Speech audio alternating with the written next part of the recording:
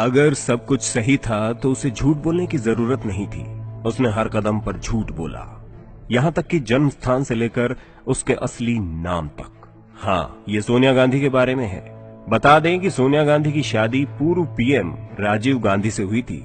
उनका कहना था कि वे दोनों एक ही यूनिवर्सिटी में पढ़ते थे, लेकिन वहां सोनिया नाम की कोई स्टूडेंट्स थी ही नहीं। यहाँ तक कि उनके असली नाम की भी कोई स्टूडेंट नहीं थी। एक retire Indian police service officer Malay Krishnadhar के द्वारा लिखित किताब ओपन सीक्रेट में खुलासा हुआ है। बता दें कि मलय कृष्णधर ने 29 वर्षों तक इंटेलिजेंस ब्यूरो में सेवा दी है। उन्होंने इस किताब में लिखा कि इंदिरा सरकार के कैबिनेट मंत्री और 2 दर्जन सांसद केजीबी रूस की जासूसी एजेंसी के लिए काम करते थे। केजीबी ने इसके लिए मोटी रकम देता था। मलय कृष्णधर ने उनकी किताब में कुछ जाने माने तथ्य और पब्लिक सीक्रेटों को प्रकाशित किया है।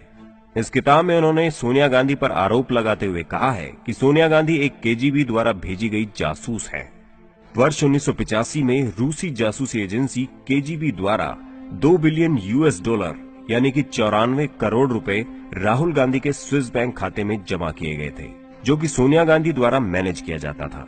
स्विस न्यूज मैगजीन में भी यह दर्शाया गया था कि केजीबी ने सोनिया गांधी, जो कि भारतीय राजनेता से विवाहित है, उसे इतनी मोटी रकम क्यों दी गई।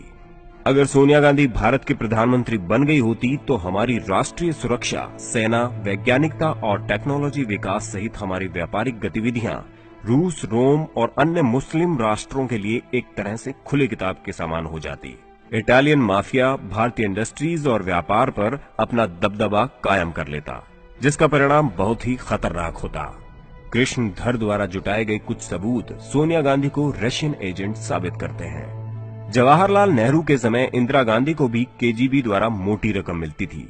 उसके बाद इंदिरा गांधी के चहेते राजीव और सोनिया को पाकिस्तानी बैंकर द्वारा रकम दी जाती थी। तत्कालीन प्रधानमंत्री लाल बहादुर शास्त्री की रहस्यमयी मृत्यु रूस पर उंगली उठाती है।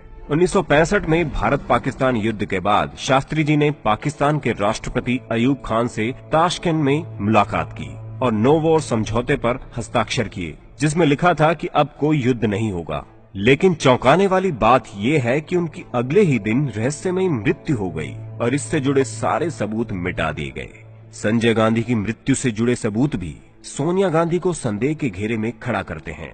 संजय गांधी को केजीबी के कहने पर मारा गया था ताकि राजीव गांधी भारत के अगले प्रधानमंत्री हों। राजीव गांधी की मृत्यु श्रीलंका के आतंकी समूह लिट्टे, जिसे ईसाई समूह द्वारा वित्तीय सहायता मिलती है, द्वारा हुई थी। बता दें कि राजीव गांधी को 21 मई 1991 को तमिलनाडु में 24 वर्षीय धनु नामक रोमन कैथोलिक महिला, जिसका असली नाम क्लेबथी था, के द्वारा आत्मघाती बम द्वारा उड़ा दिया गया था। राजीव गांधी को मार दिया गया तो बाहरी जासूसी एजेंसियों ने सोनिया गांधी को बढ़ावा देने के लिए पर्दे के पीछे से काम किया। सोनिया की लीडरशिप के लिए संभावित खतरों को एक एक करके शानदार तरीके से दुर्घटनाओं को प्राकृतिक रूप देकर हटा दिया गया, जो कि केजीबी की विशेषता है। कैथोलिक्स रविवार को विशेष मानते हैं और सोनिया गांधी के सभी खतरों को रविवार को ही खत्म कर दिया गया। राजेश पायलट की रोड एक्सीडेंट में रविवार को मौत हो गई। जितेंद्र प्रसाद रविवार को ब्रेन हेमरेज से मारे गए। माधव रविवार के ही दिन प्लेन क्रैश में मारे गए। कमलनाथ, जो कि कांग्रेस के बड़े नेता थे, वो भी प्लेन क्रैश में बाल बाल बचे थे। ये वो तमाम बातें हैं जो सोनिया गांधी को सवालों के घेरे में खड़ा करती हैं। उम्मीद है दोस्तों आपको ये वीडियो अच्छा लगा होगा। ऐसे ही दिलचस्प वीडियो देखते रहने के लिए हमारे इस वीडियो को लाइक करें, शेयर करें और हमारे चैनल री रिसर्च को सब्सक्राइब करना न भूलें। धन्यवाद।